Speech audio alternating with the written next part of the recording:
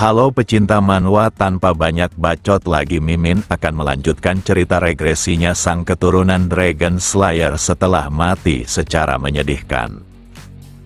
Cerita sebelumnya diakhiri dengan Zeke yang menolak dukungan keluarga besar Taran disebabkan baginya memiliki aura sudah lebih cukup untuknya dan dia akan menjadi kuat dengan caranya sendiri. Keesokan harinya Zeke terlihat berjalan di area akademi dan dia masih saja terkesan akan semua skillnya yang sangat menakjubkan, bahkan dia baik-baik saja setelah berlatih semalaman. Di kehidupan sebelumnya Zeke merasa tempat ini adalah neraka, tapi dengan menjadi pemilik darah murni maka semuanya berubah. Tak hanya mendapatkan dukungan, tapi dia juga tentunya akan diperlakukan dengan baik, disebabkan keluarganya hanya peduli pada kekuatan. Di saat yang sama Owen dari keluarga Zeman menyapanya, karena mereka berdua ada di kelas khusus. Owen merupakan putra ketiga dari kepala keluarga Zeman yang saat ini menjadi salah satu dari keluarga besar, dan Zeman merupakan sosok yang ahli dalam intrik politik, sehingga dia memanfaatkan orang lain untuk menyakitinya demi menjaga image-nya. Dia mempertanyakan kenapa Zeke tidak datang memenuhi undangan makan malamnya, dan sikap ramah ini membuat Zeke muak. Sambil tersenyum licik Zeke membenarkan jika dia telah menerima surat, tapi dia mengabaikannya. Seperti biasa Owen masih menjaga ketenangannya sambil menanyakan alasan Zeke tidak menjawab undangannya. Tanpa pikir panjang Zeke memperlihatkan sosoknya yang penuh intimidasi dengan mengatakan kenapa dia harus menjawab surat itu seakan Owen sedang memerintahnya. Dikarenakan Zeke sudah bertindak kasar pada tuan mudanya, maka orang ini memutuskan untuk memberinya pelajaran. Padahal tuan mudanya sudah bersikap baik, tapi dia malah membalas kebaikan itu dengan cara menginginkan permusuhan. Hanya saja Zeke tampak tidak tertarik padanya dan enggan membuang waktu dengan hal semacam ini. Dia pun berbalik dan mengerti jika murid itu ingin menyombongkan dirinya di hadapan tuannya, tapi peliharaan haruslah mengetahui tempatnya dengan tidak mencoba menyentuh yang tak bisa diatasinya. Ucapan itu membuat murid ini sangat marah, hingga memutuskan untuk menyerang Zeke. Di sana Zeke tampak menghindari serangan itu walau harus mundur ke belakang. Dia paham jika murid yang menyerangnya bukanlah anak biasa di mana dengan mampu memanipulasi aura. Murid itu memperkenalkan dirinya sebagai Durban dan anak-anak lainnya menjulukinya si kuat. Julukan yang terdengar konyol itu membuat Zeke tertawa karena mereka hanyalah seorang murid tapi malah terlalu percaya diri dengan kemampuannya. Maka dari itu Zeke akan menunjukkan perbedaan kekuatan mereka berdua sekaligus sebagai contoh untuk anak lainnya agar tak bertindak konyol di hadapannya. Yang benar saja dalam waktu singkat Zeke melesat maju dan tiba di hadapan targetnya hingga berhasil mendaratkan tinjunya. Pukulan itu membuat Durban terluka cukup parah dengan saos merah yang keluar dari hidung dan mulutnya. Walau tubuhnya terlatih, tapi kekuatan yang ditunjukkan oleh Zeke terlalu besar untuk diatasinya, bahkan tinju itu melemparkannya dengan sangat telak. Zeke tak menyangka julukan dalam akademi hanyalah sebuah permainan konyol bagi si lemah yang terlalu melebih-lebihkan dirinya. Dengan wajah penuh intimidasi Zeke menanyakan apakah Owen masih memiliki bawahan yang keberatan dengannya. Meski sudah diprovokasi, tapi Owen merupakan anak yang tak ingin merusak image-nya dengan memutuskan untuk mundur. Dia hanya mengingatkan agar Zeke tidak terlalu sombong karena hal itu akan menghancurkannya.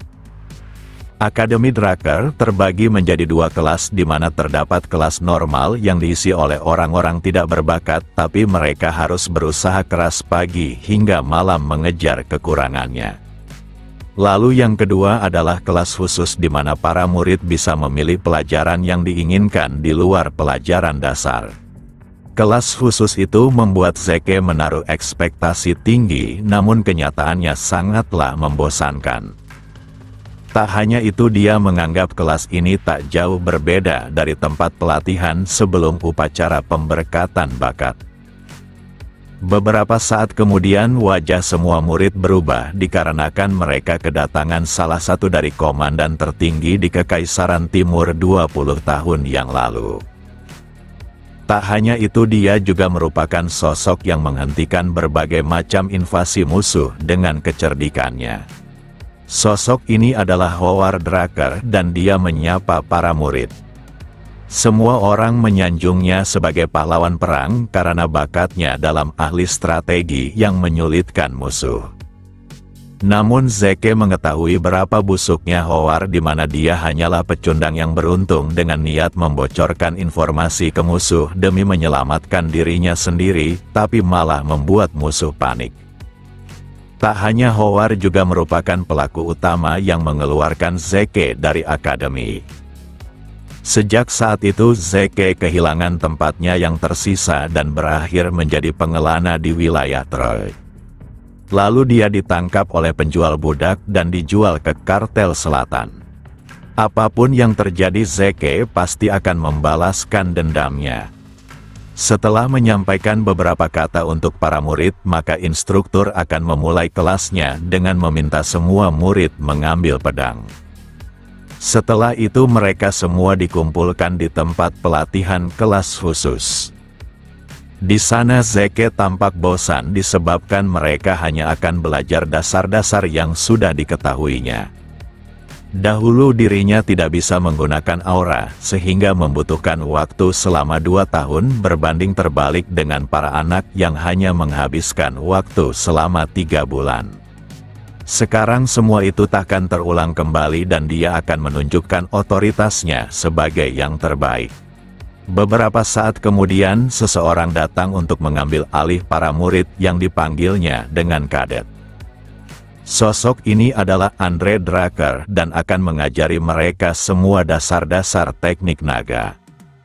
Para kadet yang melihatnya terus berbisik disebabkan orang di depannya tampak muda, tapi kenapa dia memakai seragam resmi keluarga Drucker? Meski bukan pemilik darah murni, namun Andre lulus dengan cepat di akademi, menunjukkan dirinya seorang jenius sehingga diberi hadiah nama Drucker. Akan tetapi Zeke mengetahui jika orang itu memang hebat, tapi dia sangatlah kaku.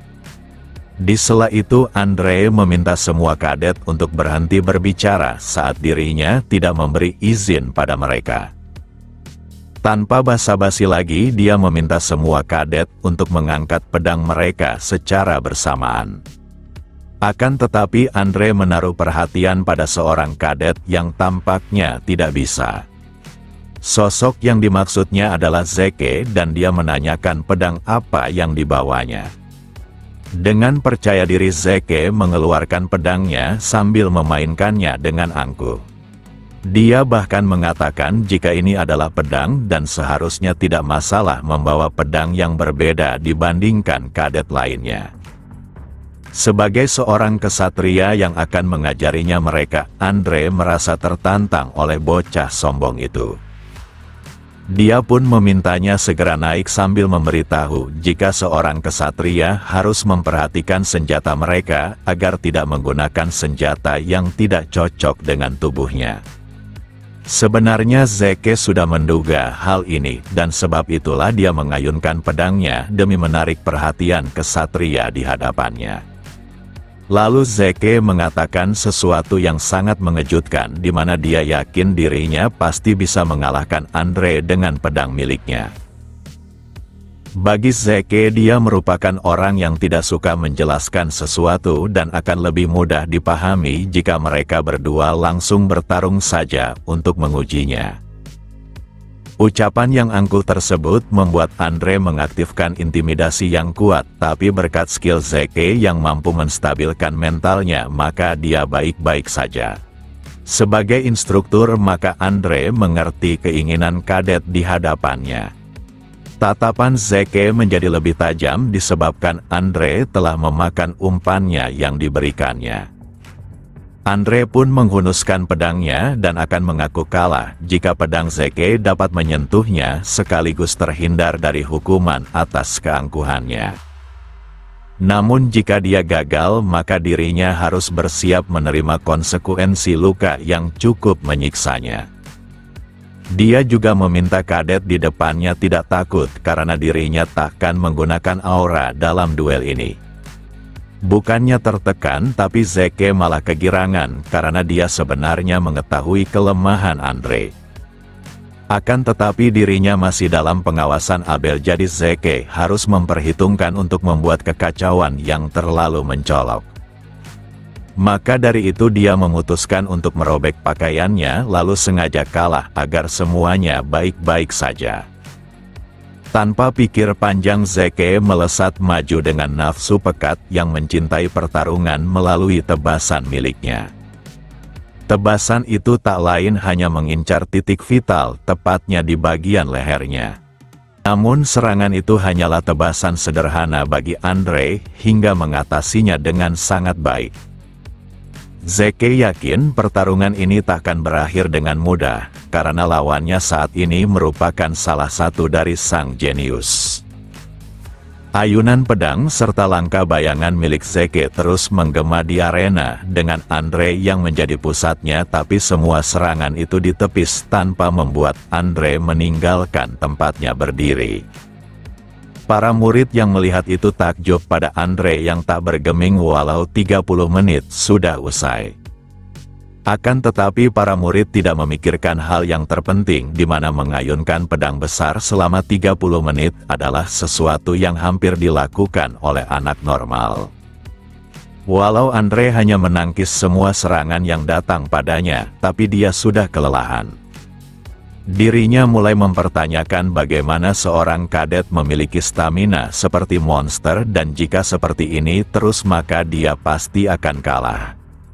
Saat ini dia menganggap alasan dibalik stamina itu disebabkan oleh Zeke yang merupakan pemilik darah murni, dan Andre menganggap hal ini tidaklah adil. Di sisi lain, Zeke yang tampak bosan mengetahui jika saat ini Andre sedang menahan mananya. Metode kultivasi aura keluarga Drakkar terkenal akan keunikannya, di mana mereka harus mengaktifkannya sewaktu latihan maupun sedang melakukan kegiatan apapun.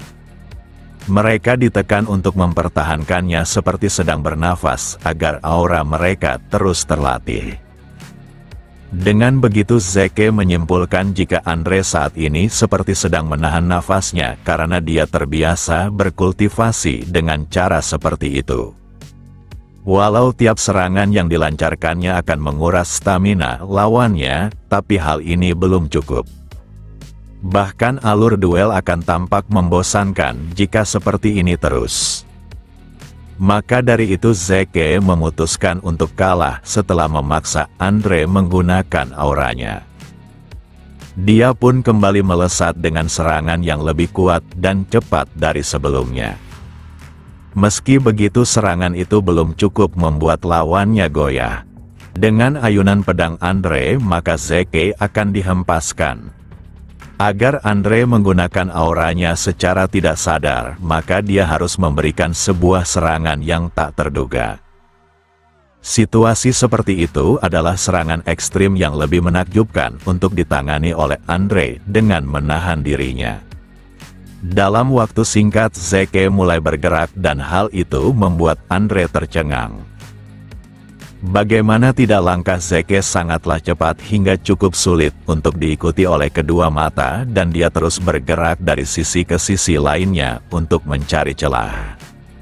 Andre yang tercengang tak mengerti bagaimana bisa seorang kadet mengetahui cara tempur seperti ini. Di saat yang sama Zeke telah tiba di belakangnya untuk memberikan sebuah serangan kejutan padanya. Andre yang merasakan adanya bahaya segera berbalik. Akan tetapi pedang Zeke telah berada di depan matanya dan hal ini akan sulit dihindari. Namun Andre mulai mengaktifkan auranya dan segera bergerak cepat untuk mengatasi serangan berbahaya tersebut. Tak sampai di situ saja, Andre bahkan mencoba melakukan serangan balasan kepada bocah yang dilawannya. Zeke Dracker yang melihat hal itu hanya bisa tertawa karena rencananya telah berhasil. Dia pun mencoba menangkis serangan itu menggunakan pedangnya dan Zeke dilemparkan dengan begitu kuat. Para kadet lainnya terlihat sangat bersemangat berbanding terbalik dengan Reina yang mengkhawatirkannya. Tak hanya itu, pedang yang digunakan Zeke untuk berlindung ikut rusak. Meski dia merasakan sakit yang luar biasa di sekujur tubuhnya, tapi dengan skill pemulihannya maka dia pasti akan baik-baik saja. Sekarang dirinya harus menyerah karena kekalahan ini sudah cukup untuk membuktikan dirinya. Walau Andre menang, tapi hal ini cukup memalukan untuknya. Kemudian dia menunjukkan intimidasi kepada semua kadet lainnya. Apakah di antara mereka ada yang ingin protes?